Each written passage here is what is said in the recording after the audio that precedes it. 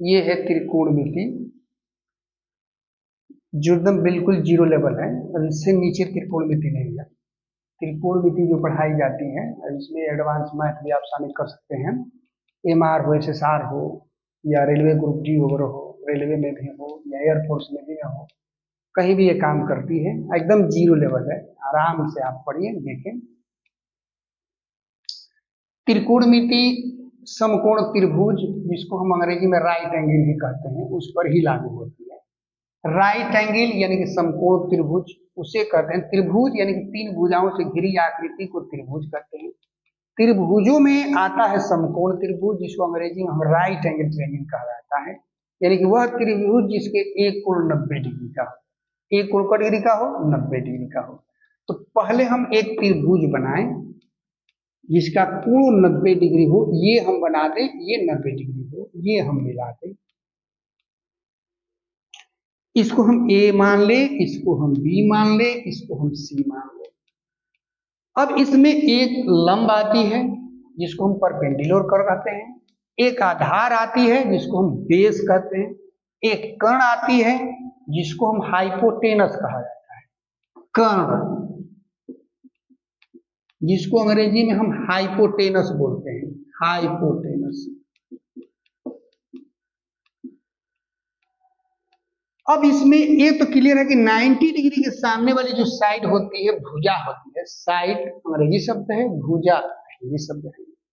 90 degree के सामने वाली जो भुजा होती है यानी कि साइड होती है, उसको कर्ण यानी कि हाइपोटेनस फिक्स है। इन दो भुजा बची है, एक हुई है परपेंडिकुलर अर्थात लंब है, दूसरा आधार है। लंब कौन है, आधार कौन है, ये जरा सोचने वाली है। तो जो एंगल हम देंगे, जिसे मान लो कोण ए के लिए एंगल ए का सिलेक्ट करेंगे, तो ये परपेंडिकुलर बनेगा और ये बेस बनेगी। लेकिन जो ही इस एंगल का इस्तेमाल करेंगे, ये परपेंडिकुलर यानी कि लंब बन जाएगी और ये आधार बन जाएगी। ये एंगल हम चुन रहे हैं, ये एंगल हम थीटा एक एंगल माना जाता है जिसे हम थीटा कहते हैं, इसको हम कहेंगे लंब। अब क्लियर है कि ये थीटा दर्शाती है कि ये लंब हो जाएगी। अंग्रेजी में इसको हम परपेंडिकुलर कहते हैं, परपेंडिकुलर।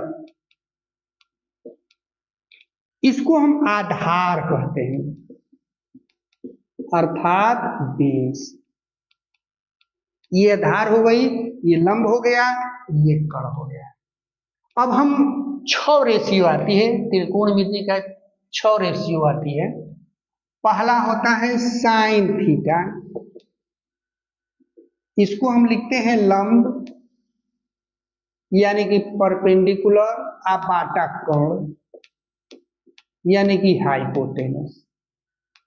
दूसरा आती है कास थीटा, आधार अर्थात बेस, पाटा कोण यानी कि एच, हाइपोटेनस। तीसरे आती है टैन थीटा, टैन थीटा यानी कि लंब अर्थात ई, अपान आधार बी। चौथी आती है काट थीटा अर्थात आधार बी अबाटा लंब टी। दूसरी आती है सेक थीटा आधार अबाटा कोण अर्थात बेस अपान हाइपोटेनस।